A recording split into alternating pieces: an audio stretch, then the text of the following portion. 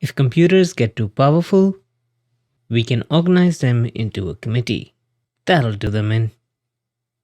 One of the hardest things that you will have to tackle as a software engineer is difference of opinion, because as developers, we tend to get passionate about technology, and with passion comes conflict. The secret to success here is the same as the secret to a successful marriage, which is compromise. But you have to be careful here, because if everyone is always compromising, a project can lose its soul, and this is where the term design by committee comes in. Throughout human history, there have been various phrases that warn against the issues of design by committee.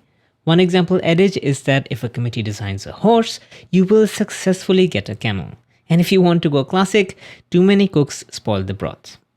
In the modern world, there are plenty of examples of design by committee going wrong. For example, we've all seen TV remotes with way too many unnecessary buttons.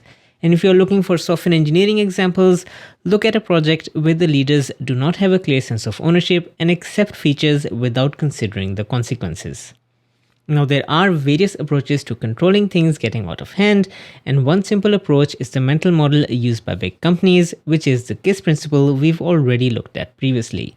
For example, Apple has been on a journey of simplifying and reducing features before adding them, and this is demonstrated in things like the Apple TV remote. And another example that is a bit more closer to my heart is the mental model used by the Microsoft TypeScript team, which is all language features start at -100. Till there is a sufficient justification to add a feature, it does not become a part of the TypeScript programming language.